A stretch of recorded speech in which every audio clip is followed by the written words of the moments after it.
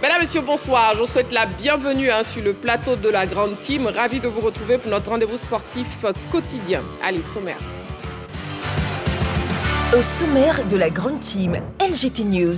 En actu, on parle de la Ligue des Champions. Qui de Dortmund et du Real de Madrid vous semble le mieux armé pour remporter le trophée? C'est la question LGT de ce soir. Excellente soirée sportive sur La 3, la chaîne qui offre 3 fois plus de sport.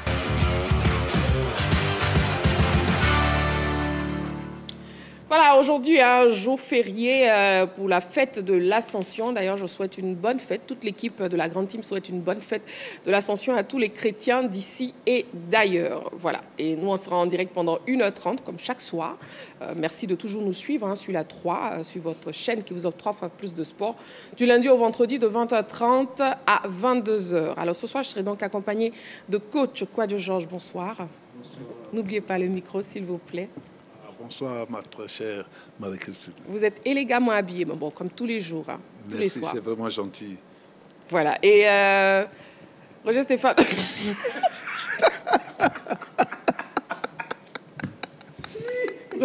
Roger Stéphane, bonsoir. Ouais, c'est la fête, hein. Comment ça va? Je vois que le doyen s'est rapproché de vous. La chaîne des places, bonjour, doyen. Ah, bonjour, Roger, comment tu vas? Il va très bien. Merci. Eh Seigneur, mon carton jaune. Carton jaune pour Roger Stéphane. Voilà. Dorgelès, bonsoir. Bonsoir Marie-Christine. Voilà, comment vous allez? Ça va bien. D'accord, bonne fête de l'Ascension. Merci, pareillement à vous. Et puis, un qui va aussi prendre un carton jaune, très vite. Henri-Joël, bonsoir. Bonsoir Marie-Christine. Voilà, carton jaune pour Henri-Joël. C'est vraiment le retour d'Henri-Joël. C'était bien à San Pedro? Oh oui, c'était très bien. Nous avons vu un très bon match entre deux belles équipes, Isca et Sirocco, qui sont une chèque de 2 au terme des 90 minutes. Donc voilà, un bon moment de foot du côté de San Pedro. Et puis, il faut rappeler que quand même San Pedro commence à véritablement aimer le sport. C'est vrai qu'avant, vous aviez le FC San Pedro, d'abord le Civil Sport de San Pedro qui recevait ses matchs à domicile. Ensuite, il y a le FC San Pedro qui est venu avec tout ce qu'on connaît en termes de financement et autres. Et puis, il y a cette équipe de Sirocco aussi aujourd'hui qui fait quand même la fierté de la région. Donc, c'est une ville qui renaît et surtout qui véritablement est en train d'épouser le football. Mais pas que, il y a d'autres sports aussi qui sont un peu dans la ville comme le Maracana et autres. Donc, c'est une ville qui vit le sport. En tout cas, vous nous avez ramené de très belles images, vous et le reste de l'équipe. Merci beaucoup. Merci. Voilà. Ce soir, le sujet principal de l'actu de ce soir, Ligue des Champions. Qui de Dortmund et du Real Madrid vous semble le mieux pour remporter le trophée? Pour participer à l'émission, vous pouvez donc nous appeler au 27 21 59 93 99. Il s'agit bien sûr du numéro de téléphone de La 3. Et vous avez toujours la possibilité de nous écrire sur la page Facebook de La 3. Top départ, très chers téléspectateurs, avec LGT News. LGT News. Ouvrons les news avec les activités de l'OASU. Le coup d'envoi des finales régionales de la saison 2023-2024 donné à Guitry. Plus de 300 athlètes ont pris part samedi dernier aux finales régionales de la saison 2023-2024 dans le département de Guitry. C'était en présence du directeur général de l'Office ivoirien des sports scolaires et universitaires, M. Bétier d'Enhaut, et des autorités administratives de la dite localité. 10 finales ont été disputées dans 2 disciplines, à savoir le football et le handball. Au-delà des résultats, c'est surtout l'engouement suscité autour de ces activités de l'OASU qui auront marqué les esprits. Tant les compétiteurs, aussi bien que les spectateurs, ont donné un cachet spécial à ces finales. Le directeur général de l'OASU a, au nom du ministre délégué auprès du Premier ministre et ministre des Sports et du cadre de vie, Adjé Silas Metch, félicité les organisateurs pour leur implication effective au développement du sport en général et des compétitions de sa structure en particulier, avant d'exhorter les athlètes à donner le meilleur d'eux-mêmes dans un esprit de fair play. À noter que d'autres finales sont prévues dans diverses régions et dans plusieurs disciplines sportives. LGT News. Jiu-Jitsu, tournoi de l'amitié. La première édition programmée au 22 juin. Les mordus des arts martiaux, plus particulièrement du Jiu-Jitsu, seront servis le 22 juin prochain à l'occasion de la première édition du tournoi de l'amitié prévu au Centre sportif culturel et d'éthique ivoiro-coréen Alassane Ouattara, Sisa Cocody. Selon l'organisatrice Karamoko Aminata, ceinture noire, premier dan, ce sont plus de 100 compétiteurs qui sont attendus à cette compétition. Plusieurs catégories sont concernées par ce tournoi. Au menu de ces activités sont prévus des fighting systems uniquement réservés aux seniors. Les poussins, les benjamins, les pupilles, les cadets et les juniors se mesureront au Newaza. Notre objectif est de faire la promotion et également encourager les enfants, les jeunes, les femmes et les hommes à la pratique du Jiu-Jitsu. Nous travaillons de sorte à donner un cachet spécial à la première édition du tournoi de l'amitié, a déclaré l'initiatrice de cette compétition, Karamoko Aminata. LGT News. Allez, on part pour le débrief des news et on commence avec le coup d'envoi des finales régionales de la saison 2023-2024 donnée à Guitry. Roger Stéphane. Oui, ma chère Marie-Christine, 300 athlètes se sont donné rendez-vous ce samedi dans le département de Guitry pour les finales régionales. Effectivement, il y a eu 10 finales dans 2 disciplines, notamment le football et le handball. Des finales extrêmement disputées avec un très bel engouement autour de ces finales régionales, également avec la présence de quelques autorités. Il faut savoir sur ces finales-là que pour l'ensemble de ces finales régionales, on aura 761 affiches, 22 500 athlètes, 9 000 filles et 13 500 garçons sous l'autorité de 3 542 encadreurs. C'est vous dire hein, l'engouement qu'il y a autour de cette compétition. Eh bien, les disciplines au programme sont le football et le basketball dans les catégories de U14, U16, U18 et U20. Et puis également le handball dans les catégories de U16 et U18. Cette saison qui court et qui va se terminer bientôt a été lancée officiellement à travers un cross populaire. C'était le 24 février dernier à Dabou, à la place Henri Konan Bédier. Et les finales régionales se poursuivent le 11 mai pour s'achever le 18 mai prochain. C'est un véritable périple, un vrai marathon, mais qui commence très bien avec un engouement certain de jeunes élèves qui ont décidé de participer nombreusement à ces finales régionales au niveau de l'OASU. Voilà, coach Georges, un mot sur justement ces finales régionales. Mais je pense que les finales régionales, quand même, sont une initiative très importante pour la jeunesse. Et je crois qu'il faut multiplier les sports, les activités sportives.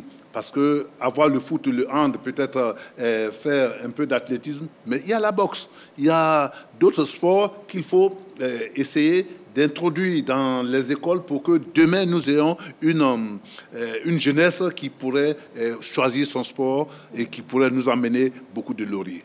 Bien sûr. Et on parle JO Paris 2024, hein, la flamme olympique est à Marseille. Oui, la flamme olympique est arrivée du côté de Marseille et on l'a vu avec quand même certaines personnalités. Hein. Dès son arrivée, c'est le nageur Florent Malondou hein, qui l'a réceptionné. Ensuite, Basile Boli. C'est une fierté, il faut le dire. C'est vrai que il a été international français, mais il ne faut pas oublier qu'il a quand même des origines ivoiriennes. Donc ça a été quand même une fierté hein, pour nous de le voir. Et la fierté hein, la plus attendue, c'était Didier Drogba, qui ce soir normalement a récupéré aussi la flamme. Hein, la flamme olympique, c'est dit qu'aujourd'hui, parce qu'en ce qui concerne Didier Drogba, c'est la deuxième fois hein, qu'il porte, je dirais, ce flambeau-là, cette flamme-là, à Londres en 2012 et aujourd'hui en France. Donc ça montre que c'est vrai que peut-être certaines disciplines où, bon, je parlerai du football qui ne sera pas présent à ces JO, mais quand même, on a des anciens footballeurs quand même d'origine ivoirienne et surtout même qui ont joué pour la Côte d'Ivoire quand même qui sont présents et qui, pour l'instant, en tout cas, font l'actualité autour de ces Jeux Olympiques. On rappelle que notre pays sera présent. J'ai parlé du football où on sera absent, mais notre pays sera présent avec l'athlétisme où déjà le 4 x 100 mètres relais s'est qualifié récemment avec Talou, Aouré, Maboudou et Jessica. Ensuite, le taekwondo, où on a quand même des réelles chances de médailles avec Cissé et Gbagbi. On a l'escrime qui sera aussi à ces Jeux-là. Et puis, on va croiser les doigts pour le basketball, puisque en juillet, on ira quand même pour le TQO. Le TQO, c'est le tournoi qualificatif pour les Jeux Olympiques. La Côte d'Ivoire sera du côté de Porto Rico pour essayer de revenir avec une qualification pour ces Jeux. D'accord. On poursuit donc avec la flamme olympique à Marseille, hein, Dorgelès. Oui, il faut savoir que nous sommes à 79 jours du coup d'envoi de ces JO-là. Ça sera du 26 juillet au 11 février. Donc le relais a commencé aujourd'hui du côté de Marseille. Donc c'est Basile Boli qui a commencé, bien sûr. C'était la basilique Notre-Dame de la Garde, bien sûr. Et puis la fin du relais a été effectuée par Didier Drogba, donc qui a allumé le chaudron devant le Vélodrome, un stade qu'il connaît très bien. Donc la flamme sera à Paris le 26 juillet, bien sûr, pour les Jeux Olympiques. Donc on va dire aussi bonne chance aux athlètes ivoiriens qualifiés pour ces Jeux. Et puis féliciter également aussi les filles au niveau de l'athlétisme, parce que c'est la première fois, c'est historique, qu'elles se qualifient sur le relais 4x100. On avait été invité, je pense qu'en 2000 aux Jeux de Sydney, là on était invité. Cette fois-ci, on se qualifie véritablement. Donc félicitations. Et puis on espère que pourquoi pas, elles pourront aller chercher la médaille. On espère, hein. Oui, coach Kwadjo Georges, la flamme olympique à Marseille. Oui, la flamme olympique à Marseille, quand même, vous voyez, Basile Boli, ça c'est nos origines et ça nous fait plaisir. Il y a Didier Drogba aussi qui est toujours là. Bon, donc, on dit félicitations à nos représentants, on peut dire comme ça, que nos représentants, et que cette flamme-là apporte beaucoup de réussite à la Côte d'Ivoire qui sera aux Jeux Olympiques. Ah, vous l'avez très bien dit, hein, que cette flamme-là apporte beaucoup de réussite justement aux Ivoiriens présents. La question LGT de ce soir en Ligue des Champions, qui de Dortmund et du Real Madrid vous semble mieux armé pour remporter le trophée? Le numéro de téléphone là 3 pour participer à l'émission, le 27 21 59 93 99. On ouvrira le téléphone dans quelques minutes et vous pouvez toujours continuer de nous écrire sur la page Facebook de la 3. Une petite pause, le temps de la publicité, et on se retrouve juste après pour la suite de notre émission La Grande Team. À tout de suite.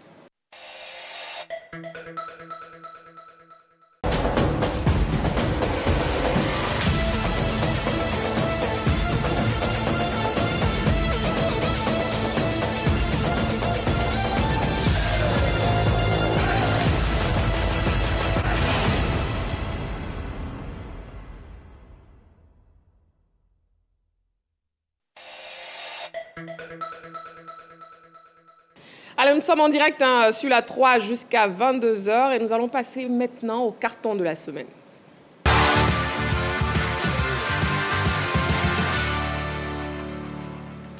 Dans cette rubrique, chaque chroniqueur choisit de commenter un fait de l'actualité sportive et bien sûr, il attribue un carton selon son appréciation. Alors, très chers téléspectateurs, le carton jaune, bien sûr, avertissement, le carton vert, appréciation, satisfaction, appréciation, oui, c'est pareil.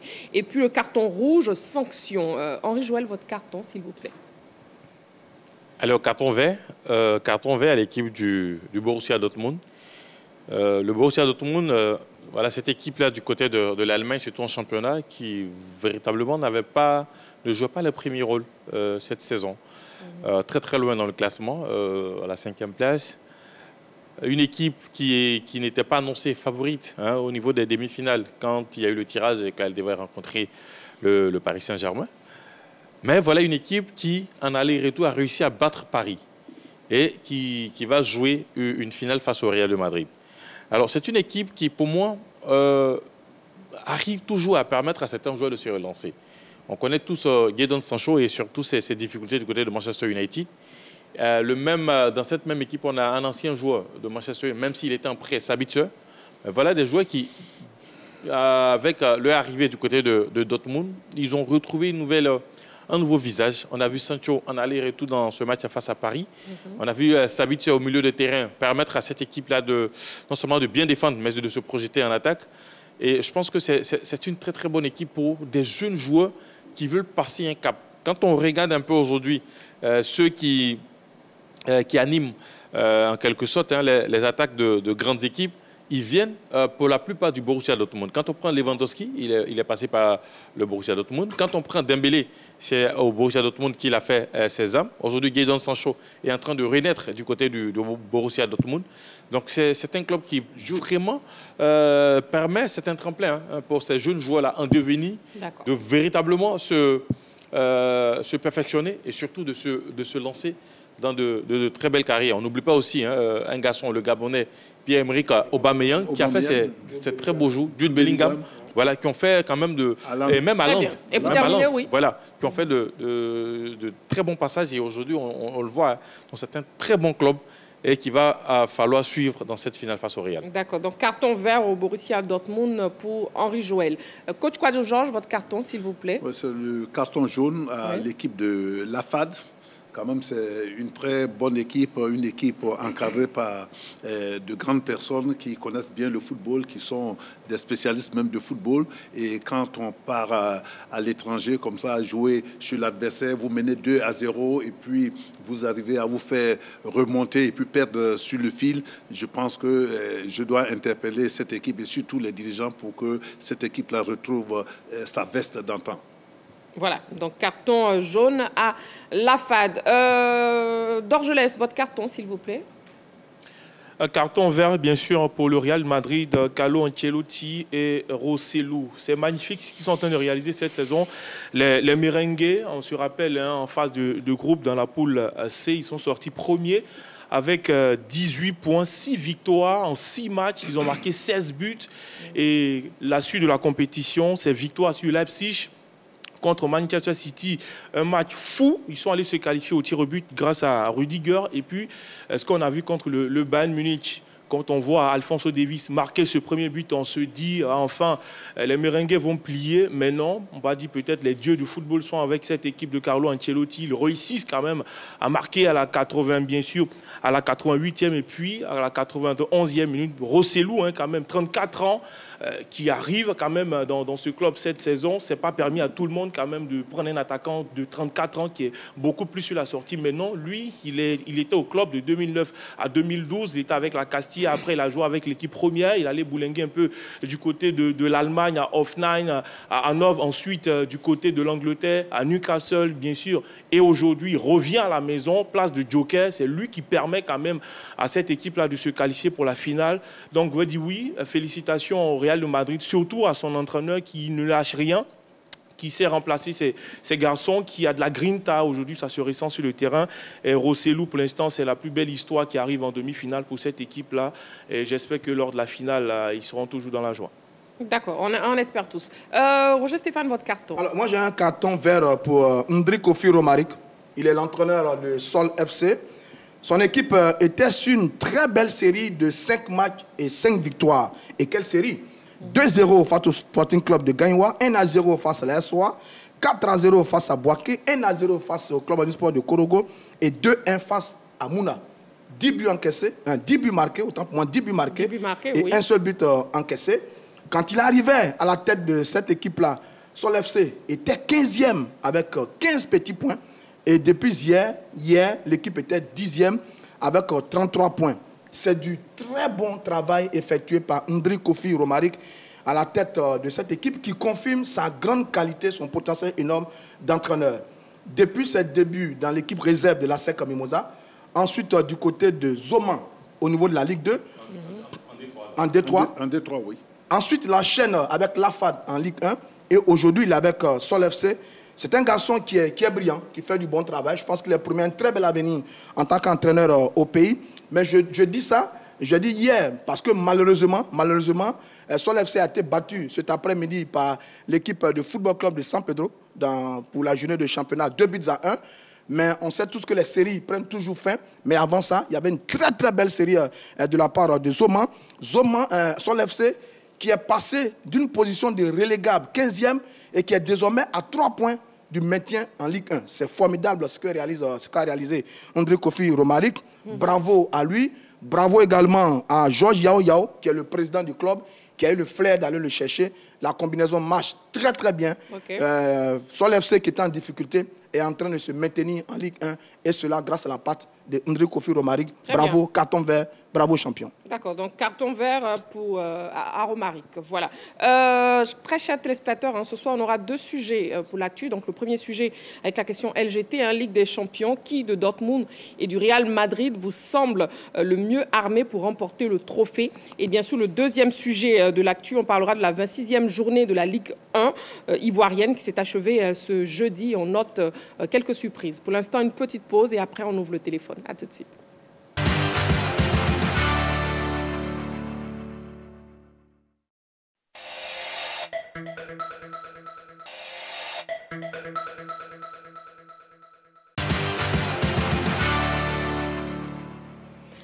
Voilà, de retour sur le plateau de la grande team. Bien sûr, nous sommes en direct sur la 3. Je suis toujours avec les autres membres de la team, à savoir Roger Stéphane, Henri-Joël d'Orgelès et aussi coach Quadio Georges et bien sûr moi, Marie-Christine Begré. Voilà, il est l'heure de l'actu de ce soir. On y va.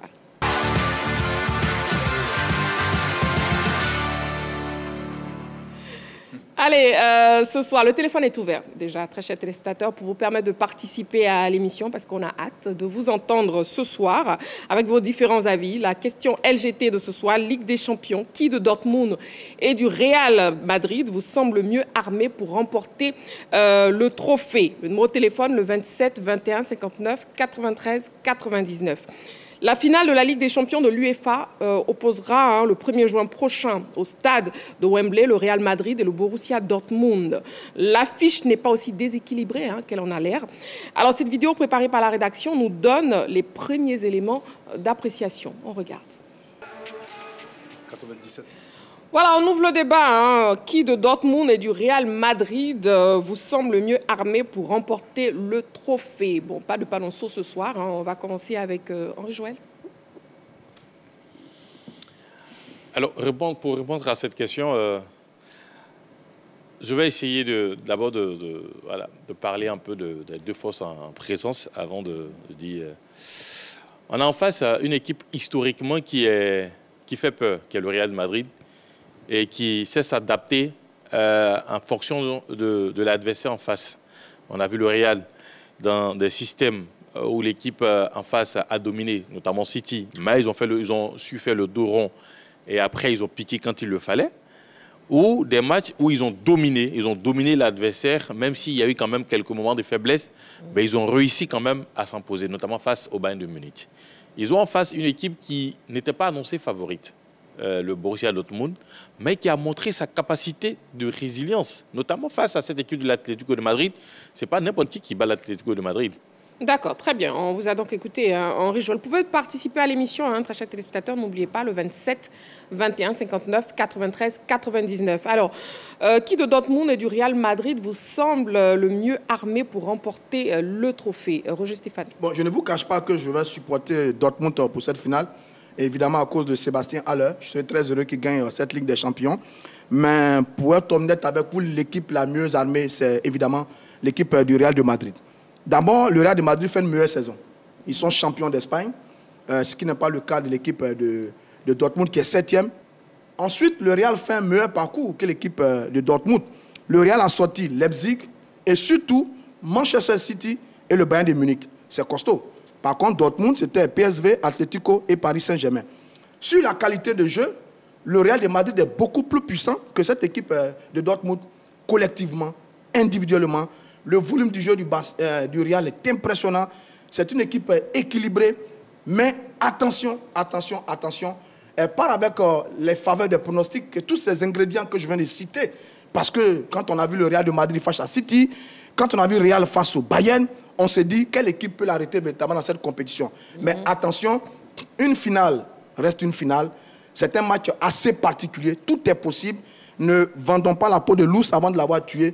Dortmund est capable d'aller chercher cette équipe de Real de Madrid. Je le dis en pensant évidemment à notre Sébastien Haller. J'espère qu'il va jouer quelques minutes dans cette finale et que d'ailleurs il va mettre le but de la victoire. Mais tout au fond de moi, il y a le Real de Madrid qui a plus d'arguments en termes de volume, en termes de qualité, en termes de saison, en termes de parcours, qui a plus d'arguments que l'équipe de Dortmund. Donc je pense que le Real de Madrid part nettement favori dans cette finale face au Borussia de Dortmund. D'accord, très bien, Roger Stéphane. On a un appelant, monsieur Biti, qui nous appelle d'Abobo. Bonsoir, monsieur. Bonsoir, monsieur. Oui, bonsoir, bonsoir madame. Voilà, bienvenue sur le plateau de la Grande Team et puis on vous écoute. Oui, moi c'est M. Bilti, assez Clément. Oui. Oui, bonsoir madame. Est-ce que vous pouvez, s'il vous plaît, vous éloigner de votre poste récepteur ou soit éteindre la télé, s'il vous plaît?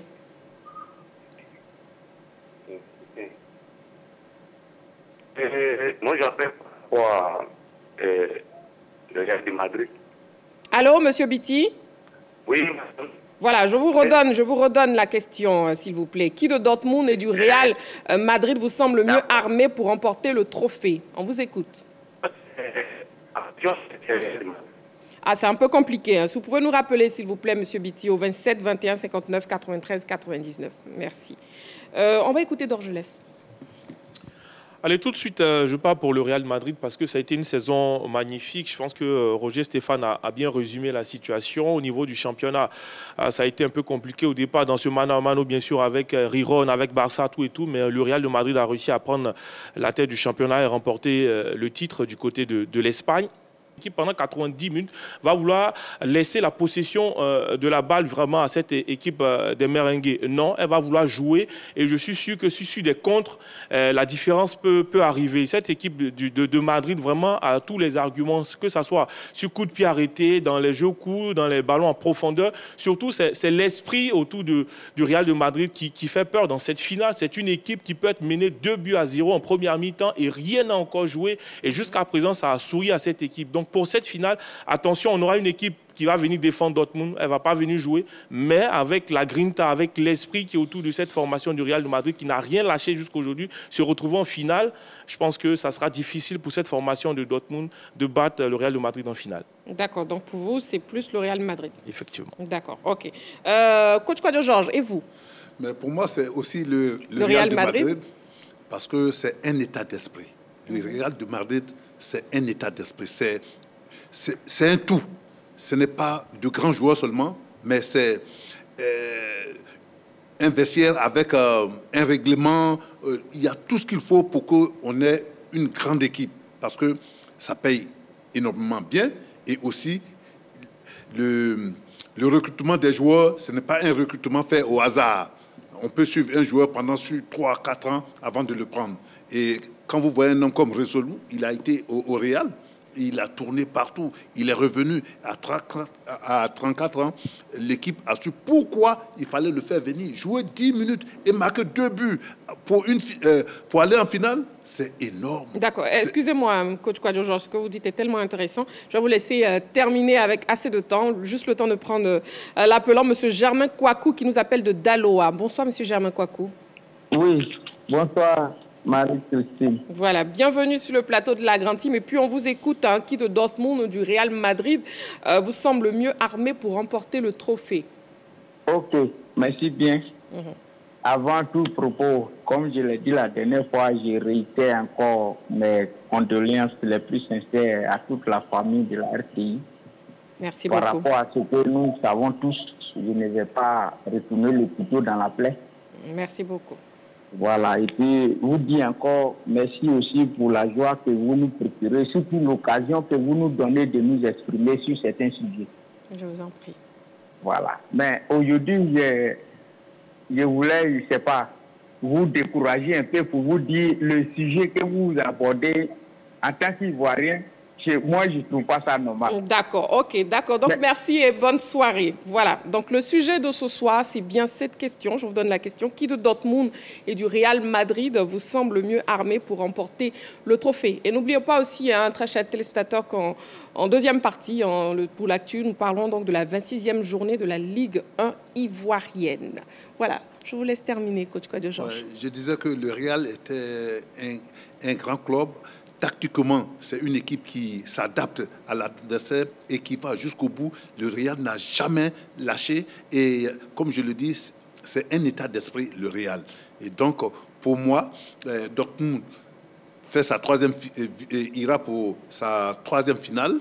Et le Real, c'est la 18e finale. Et pour aller gagner, ce sera la 15e fois. C'est important pour dire que le Real, c'est l'orgue de l'Europe et que pour Dortmund, C'est vrai qu'Aller, c'est notre compatriote. Nous voulons bien qu'il gagne, mais on prie qu'il puisse gagner. Mais le Real, ça va être compliqué. Ça va être dur pour Dortmund. Et sur un seul match, tout est possible aussi en football. Oui, c'est vrai, vous l'avez dit, hein, tout est possible.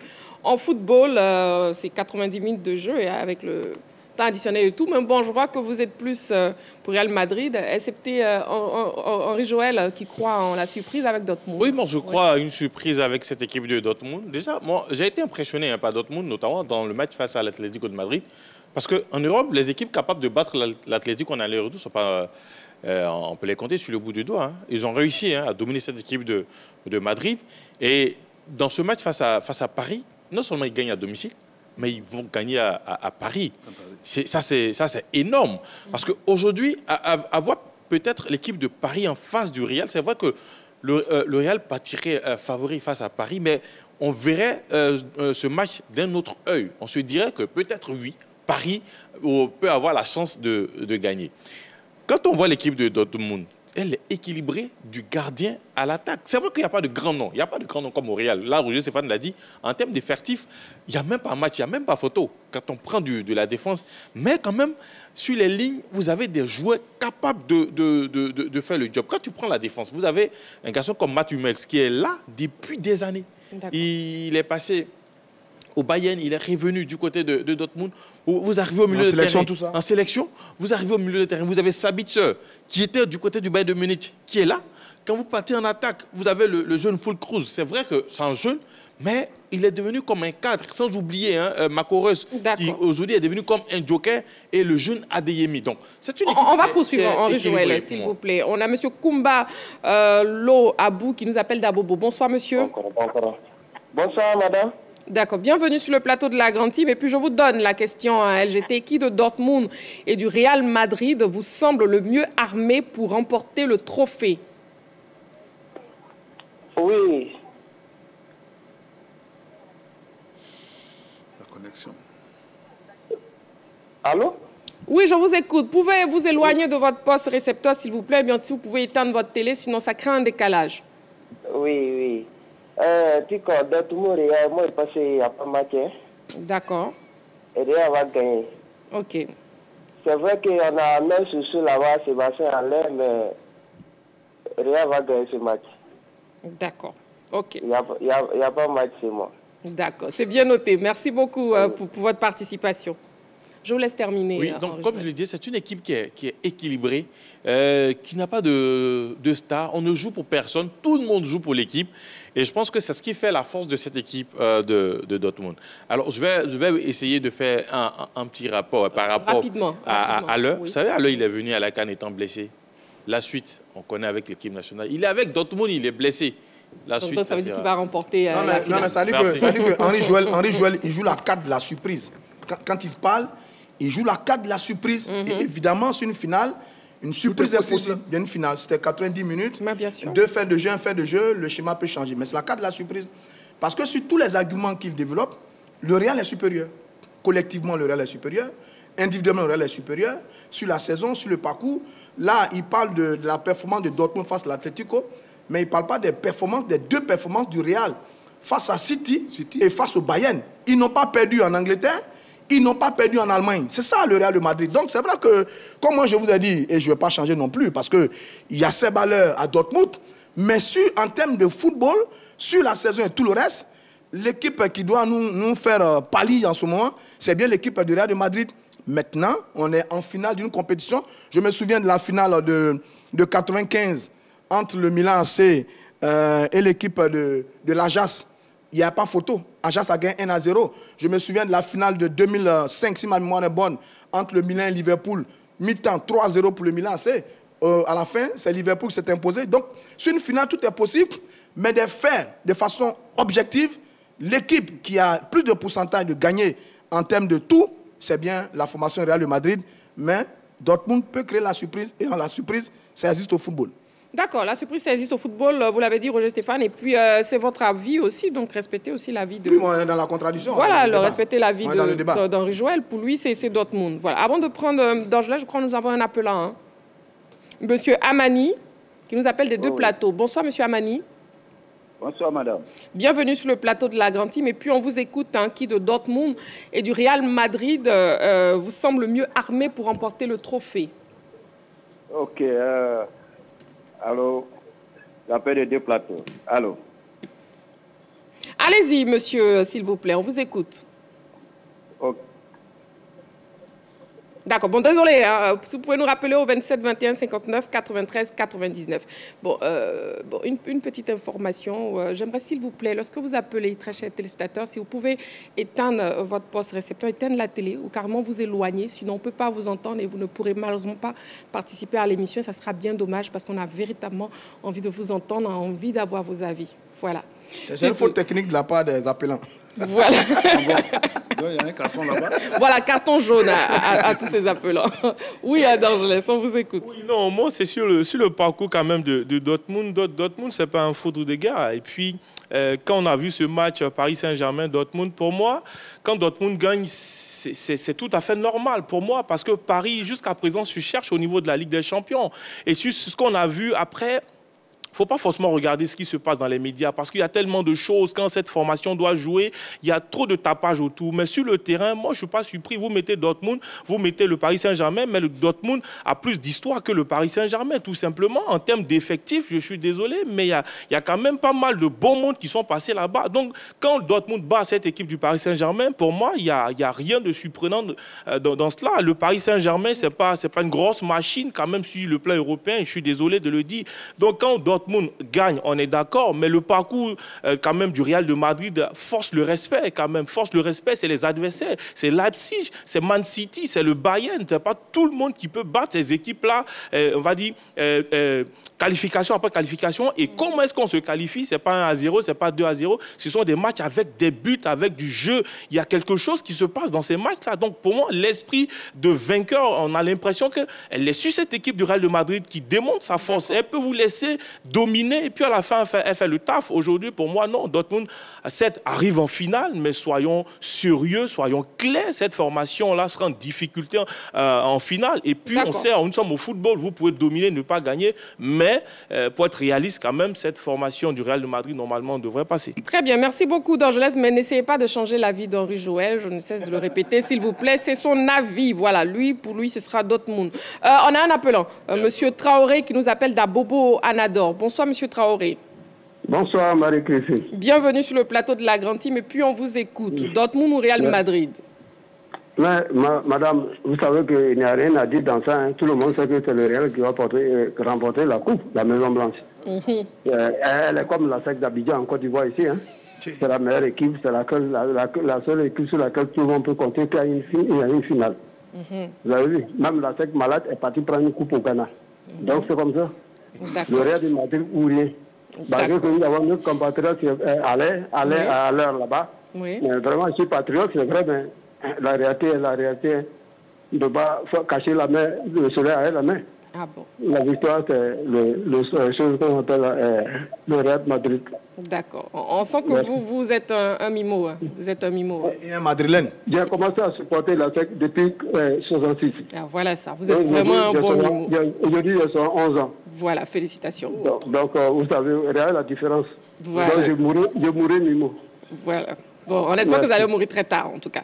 Merci beaucoup pour votre participation. Allez, longue vie à vous. Voilà.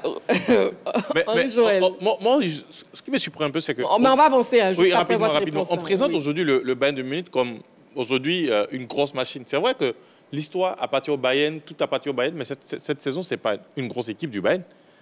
Le Bayern n'est pas champion du côté de l'Allemagne. Le Bayern a connu pas mal de difficultés.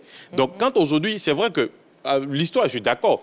Le palmarès, je suis d'accord. Mais ce n'est pas la grande équipe du Bayern de Munich qui était là cette saison. Et même dans ce match face au Real Madrid, ce n'est pas le Bayern de Munich que nous avons connu dans les années passées. D'accord. Le véritable exploit dans cette compétition, notamment dans les matchs à élimination, le véritable exploit du Real Madrid, c'était face à City. Parce qu'on sait combien de fois le Real a souffert face à City. Donc, comme je le dis, et quand je prends cette équipe de Dortmund, comme Dortmund n'a pas, je dirais, ce joueur sur qui le jeu va se reposer. Non, tout le monde joue, tout le monde est engagé. Et c'est ce qui fait la force de Dortmund. La solidarité et surtout le don de soi pour essayer de colmater les brèches qui vont se présenter. Donc, c'est vrai que en ce qui concerne l'effectif, oui, il y a plus de grands noms du côté du Real que de Dortmund. Mais au football aussi, ce n'est pas que les grands noms qui jouent. Hein. Aujourd'hui, on a besoin d'un collectif. L'équipe de Côte d'Ivoire qui remporte la CAN, ce n'était pas la meilleure équipe en termes d'individualité. Mais quand il y a eu ce naufrage-là face à la Guinée équatoriale, on a vu ce qui s'est passé après. Donc, ça peut arriver à cette équipe de Dortmund et surtout, c'est sur un seul match. Très bien. Très bien, Henri Joël. Bon, déjà, voyons les statistiques des deux équipes cette saison en Ligue des Champions. Voilà. C'est bien d'avoir des chiffres. On va commencer avec l'équipe de Dortmund. Cette saison, en ce qui concerne la Ligue des Champions, c'est 12 matchs, 7 victoires, 3 nuls, 2 défaites, 17 buts marqués, 9 encaissés. Meilleur buteur, Fulkrug, 3 buts. Et puis le Real Madrid en Ligue des Champions, c'est 12 matchs également, 8 victoires, 4 nuls, 0 défaites, 26 buts marqués, 15 encaissés. Et puis, meilleur buteur, Vinicius, Rodrigo, Rossellou, 5 buts chacun. Quand on regarde un peu les statistiques, il n'y a pas... C'est vrai qu'au niveau des buts marqués, c'est là qu'il y a la grosse différence. En termes de victoire, il n'y a pas de... D'accord, ok. Permettez-moi, s'il vous plaît, messieurs, de prendre M. Amani. M. Amani est de retour. J'espère qu'il s'est éloigné de sa télé cette fois-ci. Bonsoir, M. Amani. Rebonsoir. Voilà, on vous écoute. Qui de Dortmund et du Real Madrid vous semble le mieux armé pour remporter le trophée? D'abord, c'est le Real qui est bien armé pour remporter le trophée parce que, d'abord, je suis un supporter du Real. Donc, le Real a tous les atouts pour remporter notre 15e trophée. Donc, je sais que c'est le Real qui va remporter. Malgré, il y a mon frère Sébastien Haller qui joue à Dortmund, mais vraiment, mon cœur bat pour le Real. D'accord. Parce que vraiment, je suis, je peux dire, le premier supporter du Real au deux plateaux. Ah bon, bon, ok. Voilà. Donc, vraiment, mon frère Alain va nous pardonner. Vraiment, on va remporter ça pour notre 15e fois pour montrer aux supporters de Barcelone que après nous, la personne encore. Ah, ok, voilà. D'accord. Et puis, je dis merci encore. Je remercie mon frère, comment on appelle, Roger Stéphane. Vraiment, quand je suis l'émission, vraiment, vraiment ça me donne beaucoup d'affection de suivre. D'accord. Et et ça nous touche. Merci beaucoup. Voilà. Nous aussi, on vous fait un coucou. Voilà. Merci beaucoup. Merci de toujours nous suivre en direct sur la 3 et de participer à l'émission. Voilà. Monsieur Roger Stéphane. Bon, une seconde. Non. Une seconde. Bon, évidemment. S'il vous plaît, parlons du coaching. Le coaching. Pour cette finale-là. Pour cette finale, bon, ça va se jouer entre deux grands messieurs. Deux grands messieurs. D'abord, Terzic du côté de Dortmund et Ancelotti du côté du Real. Là encore, il n'y a pas photo. Vous avez l'école italienne. Bon, c'est deux belles écoles. Hein. L'école italienne et l'école allemande. Ouais. C'est l'école de la rigueur. C'est deux écoles de défense solide, d'équipe solide, bien compartimentées. Mais ça encore, Carlos Ancelotti est nettement loin devant... Terzic, l'entraîneur de l'équipe de Dortmund. Ancelotti, c'est une carrière plus riche, a beaucoup de trophées, qu'il a déjà gagné à plusieurs reprises, qui connaît le parfum de cette finale, qui nous a montré sur ses différents coachings. Quand il fait rentrer Rossellou sur la demi-finale, il fait la différence. Donc, oui, il n'y a pas photo. Terzic est sur son premier grand coup, si je m'abuse, avec Dortmund. Donc, il y a ça. Deuxième élément, c'est que si le Bayern n'a pas fait une superbe saison en Allemagne, qu'est-ce qu'on va dire de Dortmund? Ben, le Bayern est vice-champion, Dortmund est 7e du championnat. 5e. Donc, sur la saison, Bayern, c'est nettement mieux que l'équipe de Dortmund. Maintenant, la dernière précision. Parce que entre qui va gagner et qui est favori, c'est deux choses différentes. Le grand favori, c'est le Real de Madrid, sur tous les éléments, sur tous les plans. Malgré tout le respect que j'ai des arguments d'Henri Joël. Mais est-ce que c'est le Real qui va gagner? Mais ça, c'est un autre débat. D'accord. On ne peut pas prédire la victoire du Real de Madrid, mais on est certain que le grand favori, c'est l'équipe du Real de Madrid. C'est bien noté. Le coach Carlo Ancelotti et le défenseur, justement, Ferland Mendy, se sont exprimés après la qualification face au Bayern de Munich. On regarde. Je trouve qu'on est très soudés. Et après, on essaie de jouer ensemble, de se donner ensemble à fond. Et au final, ça paye. Après, j'entends beaucoup que c'est de la chance, mais autant de fois, je ne pense pas que ça soit autant de chance que ça. Ha pasado otra vez. Lo que ha pasado muchas veces, que es algo inexplicable, ha pasado otra vez. Una afición que empuja, un estadio que ayuda, un ambiente fantástico. Y los jugadores que no paran de creer que se puede hacer. Es algo mágico, no es que hay mucha explicación.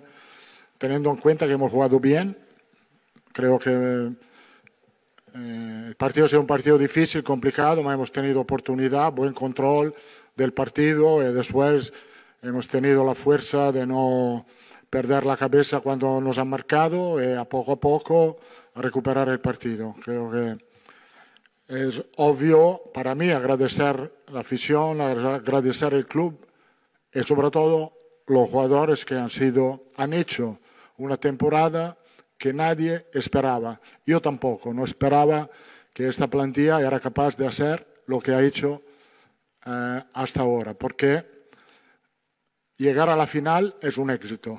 Et después, pase lo que pase.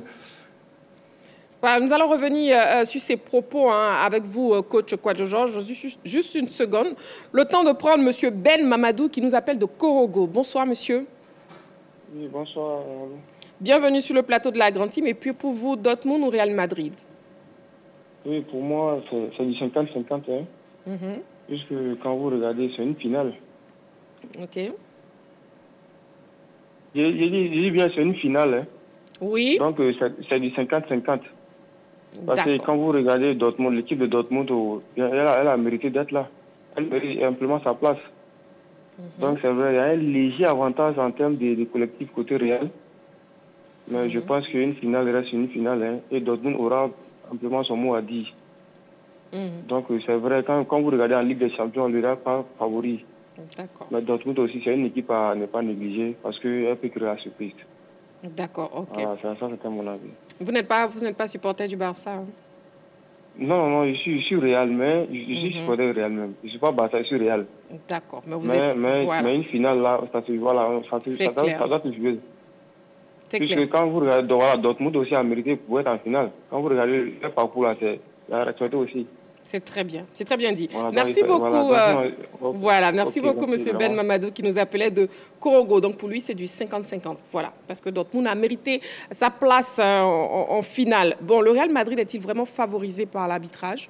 Comme on a vu tout à l'heure dans l'élément, le coach en parlait. Coach Kwadjo Georges. Oui, non, je ne pense pas que le Real soit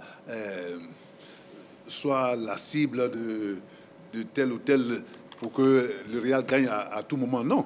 Le Real a gagné correctement comme il le faut parce que les chances se méritent. Le Real a les chercher et le Real s'est creusé en lui-même pour aller gagner chaque fois. Quand on voit le Real agonisant, c'est là même qu'il renaît et qu'il gagne ses matchs. Donc, pour ce match, nous avons vu le premier but, par exemple. Le premier but du Real, il n'y a rien à dire. Le second but, encore, vous voyez, celui qui donne le ballon est plus avancé que celui qui reçoit. D'accord. Le premier but, c'est une faute du gardien, Manuel Neuer, qui lâche le ballon. C'est le gardien qui lâche le ballon. Un grand gardien comme celui-là. Bon, mais il faut dire que Vinicius a bien frappé, il a cherché le rebond et ça a pris la poitrine du gardien, c'est revenu Rossellou. Comme un bon renard de surface, il a mis au fond. Donc pour moi, cette équipe du taclé, comme si c'est le dernier match qu'il allait jouer. Pendant qu'il a mal au genou, on lui a fait des injections avant de jouer, il a mal à l'épaule. Mais ça ne se sent pas. Il donne le meilleur de lui-même. Et ça, le Real transcende les joueurs. Donc il faut dire que cette équipe du Real, ce n'est pas pour demain, la veille, que ça va chuter.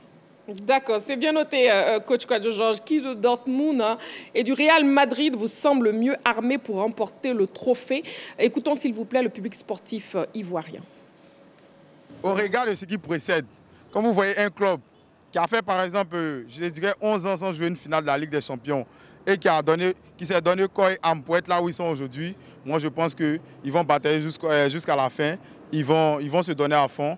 Il y a de fortes probabilités qu'ils remportent cette finale. Et vu Sébastien Haller, notre frère ivoirien, qui est d'ailleurs même déjà champion d'Afrique, je pense très bien que cette onction-là va l'accompagner, n'est-ce pas, dans cette finale qui se jouera dans pas longtemps. Et je pense que le Dortmund est bien parti pour remporter cette finale. Je vois le Real Madrid par rapport aux joueurs. Les joueurs sont en forme et puis sont vifs sur le terrain. Voilà. Et le Real, ils ont les attaquants. Exemple, Vicinus, voilà, lui c'est un grand attaquant. Il y a le petit là aussi, Bellingham. Voilà. Bon, ils ont les grands attaquants. Voilà. Et puis ils ont les remplaçants aussi, le milieu aussi. Lorsqu'on regarde le style de jeu de Real, ils sont vraiment armés, ils sont très bien partis pour remporter la coupe. Et depuis des années, voilà, il ne faut que remporter. Concernant le Dortmund, c'est une première, mais je crois qu'ils ont quand même fait l'effort d'arriver en finale. Et s'ils sont arrivés, ça me rappelle quand même l'histoire de la Côte d'Ivoire durant la CAN. Voilà, et donc moi je parie déjà sur le Dortmund. Pourquoi le Dortmund? C'est vrai que le Real est en forme, mais le Dortmund quand même, ils ont fait des exploits. Et je pense que s'ils sont arrivés à ce niveau, ils peuvent quand même remporter la coupe. C'est Real, hein, je crois. C'est ce que je vois, mais comme il y a mon champion qui est là-bas, Harley. Oh, si Dieu le veut, si lui aussi il prend, c'est bon pour nous, quoi. Real de Madrid, tout le monde sait, c'est une équipe qui ne paie pas. On ne paye pas l'argent pour supporter Real, mais il faut supporter Real toujours. C'est ça. Le FC Dortmund, parce que pour moi, ils ont tous les atouts nécessaires, parce qu'ils vont battre le Real. Je compte sur le groupe parce qu'ils sont solidaires et puis je sais qu'ils vont arriver. Voilà, on a donc eu vos différents avis et bon, on a un deuxième sujet pour l'actu de ce soir qui concerne la dernière ligne droite. La 26e journée de la Ligue 1 ivoirienne s'est achevée ce jeudi. On note quelques surprises. Bon, messieurs, commentaires déjà. Quels commentaires déjà vous faites par rapport à l'ASEC Mimosa face au Racing Club d'Abidjan? Oui, Henri Joël. On dira que l'ASEC là vient de battre une de ses bêtes noires. Parce que depuis la saison de cette équipe de Racing en Ligue 1, l'ASEC est sa victime favorite. Voilà. Elle bat beaucoup l'ASEC et même quand l'ASEC réussit à s'en sortir, c'est avec un match nul. Bon, depuis c'est un match, l'ASEC quand même commence à sortir la tête de l'eau et battre cette équipe du Racing. Donc je dirais qu'aujourd'hui, les Mimosas ont fait quand même un très très bon résultat. Surtout que l'ASEC espère toujours devenir champion de Côte d'Ivoire.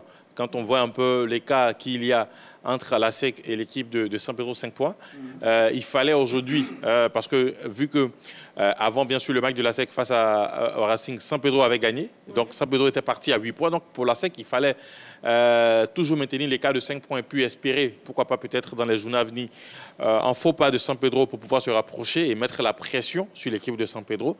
Donc l'ASEC a réussi à battre l'équipe du Racing et je pense que c'est un très bon résultat pour les jeunes, surtout pour le moral, pour la suite de la saison, parce que comme je l'ai dit, ils espèrent toujours. Là, ils avaient envie de faire soit le carré d'as de la Ligue des Champions, ce n'est pas passé. Et là, ce qui leur reste à faire, c'est finir brillamment le championnat. Et quand on parle de finir brillamment le championnat du côté de l'ASEC, c'est remporté. D'accord. On poursuit donc avec le résultat ASEC Mimosa face au Racing Club d'Abidjan d'Orgelès. Alors, on va dire victoire méritée quand même pour les Mimos.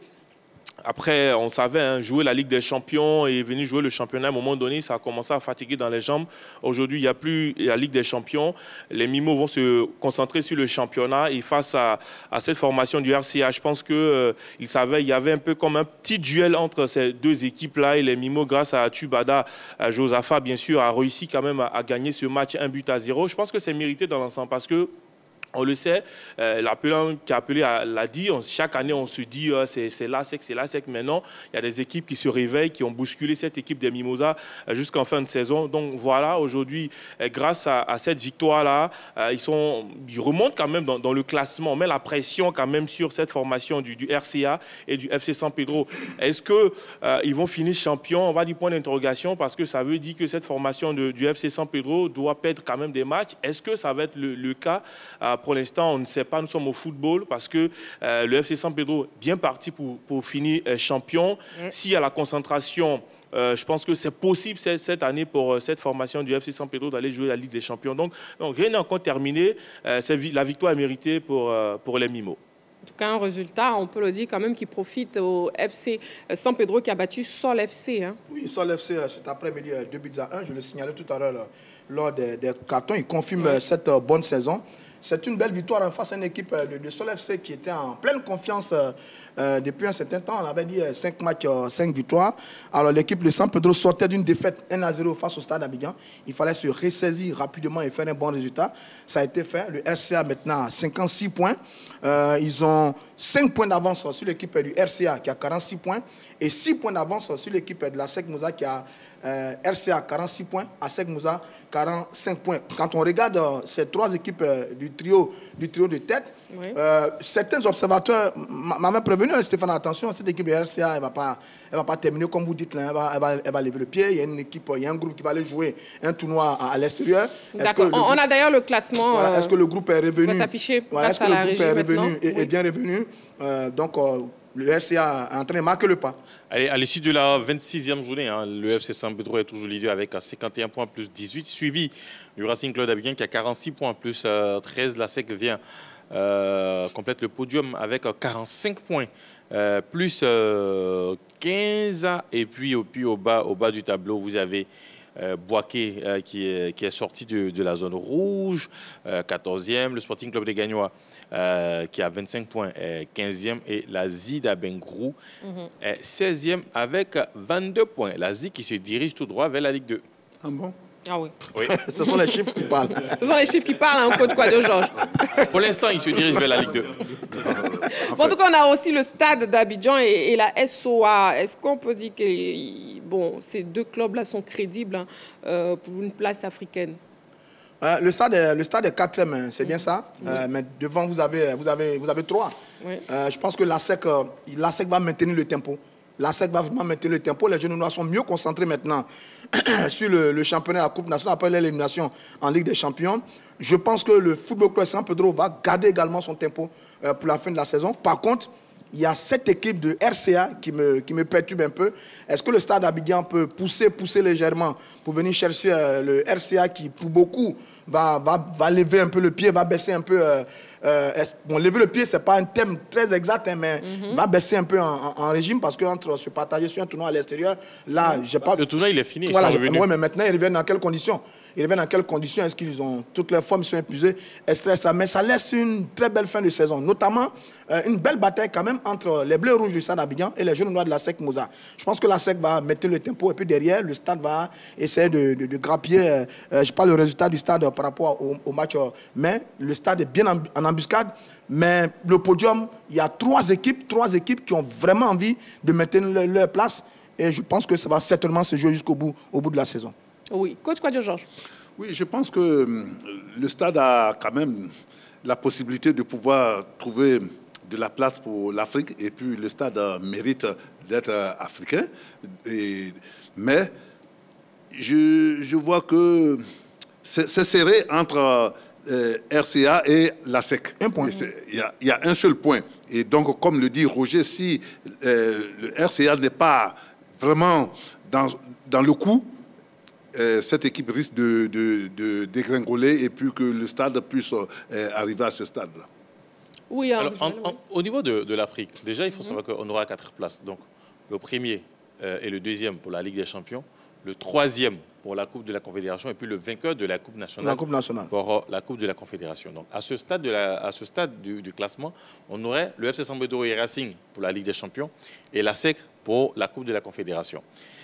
Ensuite, vous savez, le Stade aujourd'hui a la chance, hein, non seulement peut-être de se qualifier ici en championnat en finissant 3e, ou peut-être en remportant la Coupe nationale, puisque le Stade est toujours en course tout comme la SEC. Mais ce qui est intéressant, c'est que si la SEC finit 3e et que la SEC remporte la Coupe nationale, l'autre finaliste serait qualifié aussi pour jouer la Coupe de la Confédération. Donc, il y a tellement de calculs à faire et surtout tellement de scénarios à prendre en compte. Mais déjà, il faut voir la capacité des clubs à pouvoir aller en Coupe d'Afrique. Aujourd'hui, c'est vrai qu'au classement, ça peut être assez intéressant, vu votre position pour jouer cette Coupe d'Afrique, mais est-ce que financièrement, ces clubs-là auront les moyens de jouer la Coupe d'Afrique? Non seulement parce que quand vous jouez la Coupe d'Afrique, il faut avoir un effectif pour, et surtout un effectif capable aussi de faire le relais au niveau local. Quand on prend une équipe comme Zoma, qui a 39 points et qui est un promu, est-ce que Zoma voudra jouer la Coupe d'Afrique? Je ne sais pas. Je ne sais pas si les dirigeants de Zoma, pour cette première saison en Ligue 1, voudront jouer. Quand on prend la SOA, c'est une équipe qui est capable, parce que c'est une équipe militaire, c'est l'équipe des militaires. Donc, on se dit que financièrement, ils peuvent aller en Coupe d'Afrique, ils peuvent supporter les charges financières. Le Stade Abidjan, quand même, qui a une histoire, on peut aussi penser aux moyens. Donc, je pense que ça va se jouer entre la SOA, le Stade d'Abidjan, et peut-être les trois de devant. Maintenant, la Coupe nationale aussi viendra compléter, viendra peut-être à apporter l'autre qualifié pour ces compétitions-là. D'accord. Dans la bataille pour le maintien, bon, comment vous appréciez la performance de Bouaké FC d'Orgelès?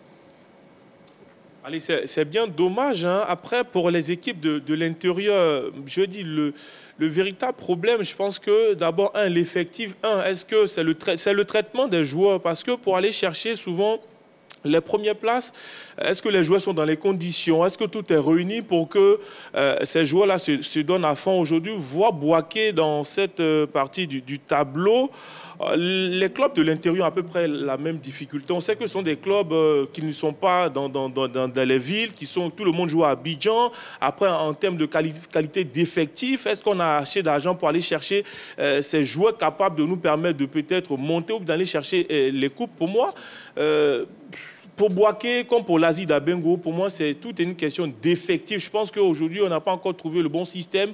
Et puis, on est dans un championnat où, après 3 mois, 4 mois, on a tendance à changer de coach. Donc, passer tout le temps à remplacer les coachs, à retravailler encore, ça ne permet pas à d'autres équipes quand même de pouvoir maintenir le tableau et de continuer à progresser. Pour moi, le vrai souci quand même, c'est le traitement quand même des joueurs. C'est ce que j'ai vu sur Bouaké FC. Bouaké FC, oui. 14e sur le classement, si j'ai bien dans le classement. Bouaké FC... alors, on a les résultats de la 26e journée. Les résultats de la 26e journée avec le Racing Club d'Abidjan qui a été battu, comme on le disait, par la SEC en but à 0. Victoire de l'Is de Sassandra 1-0 face à la Zida Bengrou. Zoma est tombé face à Bouaké 2 buts à 1. 1-2 si vous le voulez. Ce match nul 0-0 entre le Sporting Club de Gagnoa et l'AS d'Anglais. La SO a battu la FAT 3 buts à 2. L'Estella a étrié Korogo 3-0. Même score dans la rencontre au Stade Abidjan FC Mouna en faveur des stadistes. Et puis le FC San Pedro a battu sur l'FC 2 buts à 1. Oui, Roger Stéphane. Sur ça, je pense que sur le classement qu'on voit, Bouaké est 14e, hein, c'est bien ça. Bouaké est 14e, donc non relégable. Voilà, Bouaké est 14e, 25 points, donc non relégable, parce que les relégables sont, je crois, les 2 derniers, si je ne m'abuse, non relégables. Ils ont moins 25. Bouaké a encaissé 38 buts tout au long de la saison. C'est beaucoup, hein, pour cette équipe de Bouaké, qui, à mon avis, a connu une saison difficile. C'est sur les derniers matchs que Bouaké a pu se tirer de la zone rouge. Maintenant, quand cela ne tient, il reste encore quelques journées. Juste devant, il y a Mouna qui a 28 points, qui va se chercher également pour se maintenir. Parce que j'ai parlé avec quelques présidents en regardant donc, ce classement. Beaucoup ont dit pour se maintenir, il faut tourner autour de 33 points. Vous avez 33 points, 34 points, vous pouvez vous maintenir au niveau de la Ligue 1. Là, Bouaké a 25 points, Mouna a 28 points, l'Is de Sassandra a 29 points. Ça s'arrange mieux pour Korogo qui a 30 points. Sur l'FC, 33 points, ça monte bien. Mais attention à Bouaké, il pourrait être encore en danger. Mais cette année, ils ont connu une saison difficile. Il y a eu beaucoup de bruit autour de l'équipe de Bouaké. Mais là, il se sauve un peu de la zone de relégation en étant 14e sur les 16 participants à cette Ligue 1.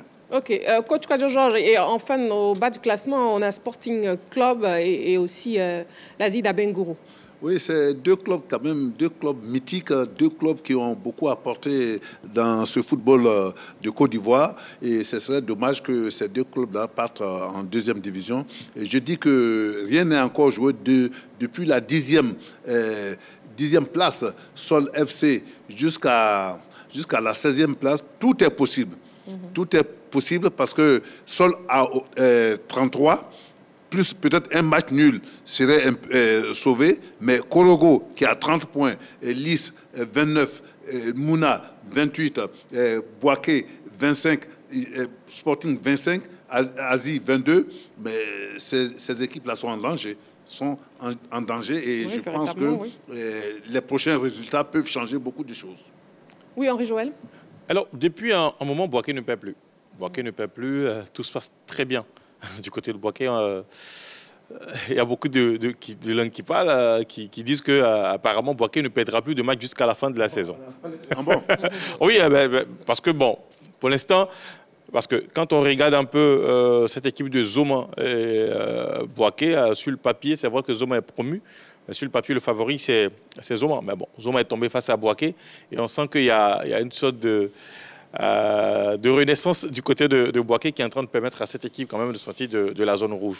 Mais comme le coach l'a dit, plusieurs clubs sont concernés par la lutte pour le maintien, jusqu'à Korogo qui a 30 points. Et peut-être le club qui est en difficulté, c'est l'Asie d'Abengrou.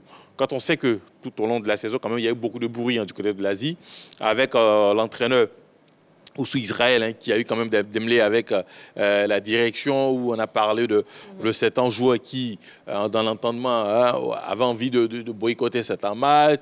Certaines personnes au sein de l'équipe sont venues jouer les pompiers pour essayer de maintenir les caps. Ensuite, un autre coach est arrivé. Donc, il y a eu tellement de bruit au niveau de l'Asie d'Abengrou, mais ça ne date pas de maintenant. L'Asie, quand même, ça fait pas mal de moments que, voilà, les bruits... bien dit. Voilà, ça sort, ça revient. On n'arrive pas à trouver la calmie dans ce club. Et quand c'est comme cela, ça ne permet pas d'avoir de bons résultats. Donc aujourd'hui, on n'est pas surpris de voir l'Asie d'Abengrou à ce stade. Celui qui me surprend un peu, le club qui me surprend, c'est Gagnoa. Gagnoa, avec le président Issou Diabaté, depuis sa présence à la tête de cette équipe, quand même, tout allait très bien. Gagnoa même est allé à jouer des compétitions africaines. Mais dès son départ, tout de suite, on a senti qu'il y avait quelque chose qui manquait à cette équipe du Sporting Club de Gagnoa. Est-ce que ce sont les finances qui ont changé? Est-ce que c'est la manière de diriger qui a changé? Mais pour l'instant, on ne sait pas. Il faut véritablement se renseigner, demander, poser des questions au sein de cette équipe du Sporting Club de Gagnoa pour savoir ce qui ne va pas, pour que le club se retrouve là à être relégué, surtout à prendre la voie qui mène à la Ligue 2. C'est le vrai drame de cette Ligue 1 et cette saison.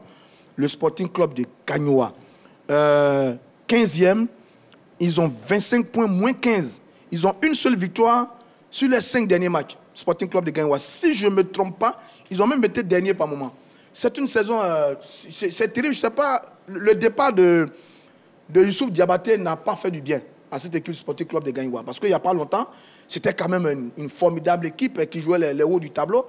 Et là, cette saison, patati, patata, le Sporting Club de Gagnoa est en difficulté. Ce serait vraiment une douleur de voir Gagnoa descendre au niveau de la Ligue 2. Ce serait vraiment une douleur.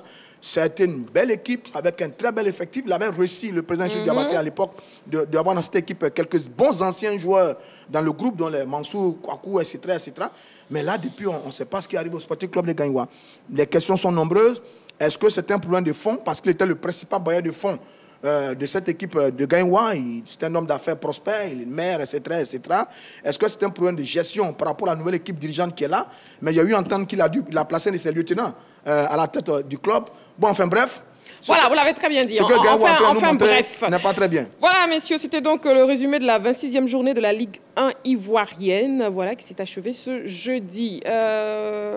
On vous permet, on vous invite surtout à revoir les news données en début d'émission, et c'est dans LGT News.